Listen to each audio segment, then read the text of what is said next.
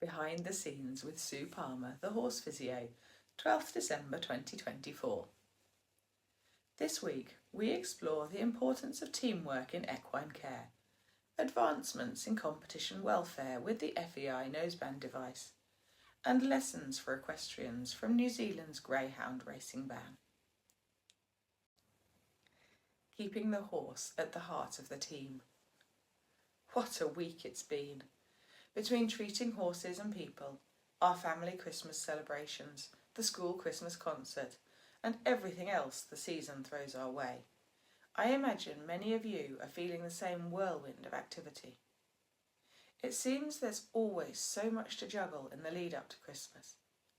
I usually like to stay ahead of the game, but I haven't even finished writing my Christmas cards yet, let alone posting them. For some, that might sound perfectly normal. For me, it's a little stressful, but here we are. Still, I didn't want to miss sending you this newsletter, even if I'll allow myself some breathing space over the festive season. This week included a couple of long-distance visits to treat horses, and I was reminded of something that's central to my work, the importance of being part of the horse's team. One of the challenges I faced as a newly qualified physiotherapist was accepting that we don't always find clear answers. We all like to feel in control, and knowing what we're dealing with is a big part of that. But in equine physiotherapy, there are times when the root cause of a problem remains elusive. Sometimes we don't know if an issue is medical, relating to internal systems like digestion or circulation, or neuromusculoskeletal, involving nerves, bones or soft tissues. The key, I've learned, is not always to fix the problem, but to manage it in a way that works best for the horse and their human. This shift in mindset took time, but it's been invaluable to me. Often, it requires a bit of trial and error to figure out what keeps the horse comfortable or ensures their human stays safe. That's where the value of the team comes in. A collaborative approach between the veterinarian, coach, physiotherapist, saddle fitter, farrier, equine dental technician, nutritionist, and other specialists often provides the best outcomes, even when the problem doesn't have a clear name or diagnosis. Together, we can find solutions that prioritise the horse's well-being while supporting the rider's goals. At the heart of it all, it's about relationships, the horse's relationship with their human, and the professional relationships within the team that cares for them. For me, being part of this collaborative effort is one of the most rewarding parts of my work, and I'm grateful to all of you for allowing me to be part of your horse's journey. Wishing you a smooth and joyful run up to Christmas. New FEI noseband tightness device. Enhancing horse welfare at competitions. The FEI has developed a measuring device to check noseband tightness at FEI events. According to the information on the short YouTube clip demonstrating the use of the device, titled FEI Measuring Device for the Control of Noseband Tightness at FEI Events. The FEI measuring device is a pass-through tool that is inserted under the noseband over the nasal bone and drawn through from top to bottom. The test is quick and straightforward, taking just a matter of seconds to complete.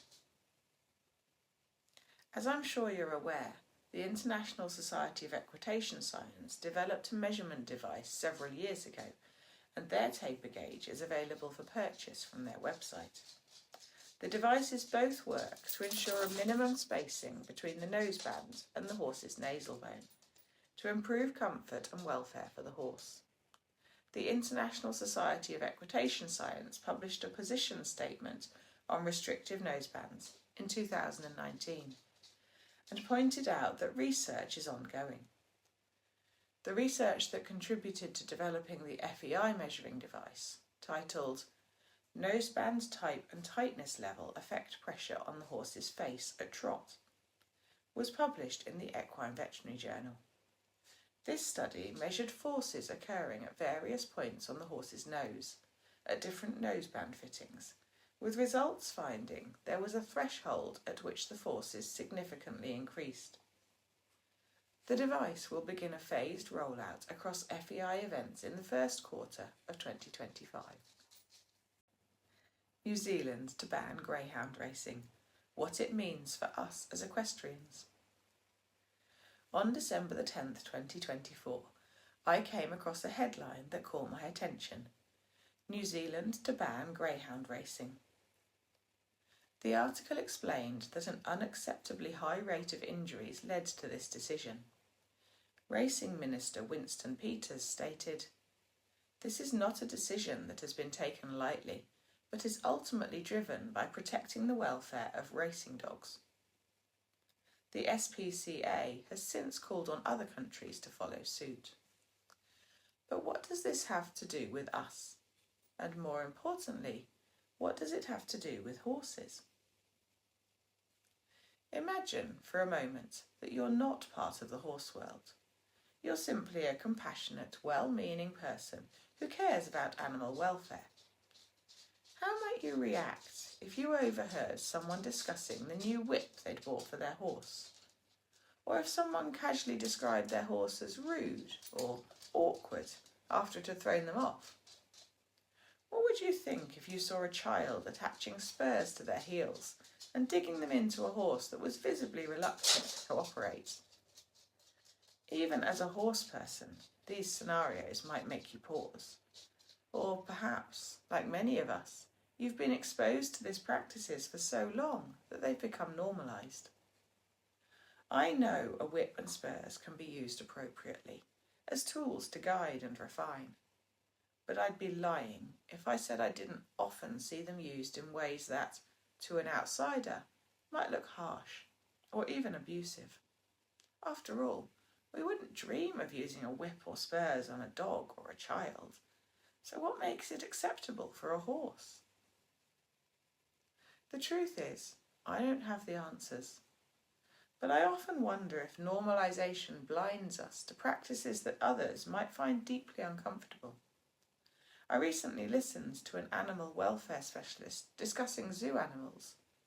Research has shown that the general public often has a more accurate perception of animal welfare than zookeepers, precisely because the public hasn't become desensitised to questionable practices over time. The ban on greyhound racing was ultimately driven by public pressure, fuelled by an awareness of unacceptable injury rates and welfare issues. If we, as equestrians, don't start addressing the many normalised but problematic practices in our industry, might we one day face a similar reckoning? The choice is ours, to act now, before others force us to change. For the sake of the horses we love, it's a conversation we can no longer afford to ignore. I'm Sue Palmer, the Horse Physio, specialising in the links between pain and behaviour in horses, and focusing on prevention, partnership and performance. I'm an author, educator and award-winning Chartered Physiotherapist, promoting the kind and fair treatment of horses through empathetic education. You can find the Horse Physio on the web, Facebook, Instagram and YouTube. For news, views and exclusive deals, subscribe to my free newsletter.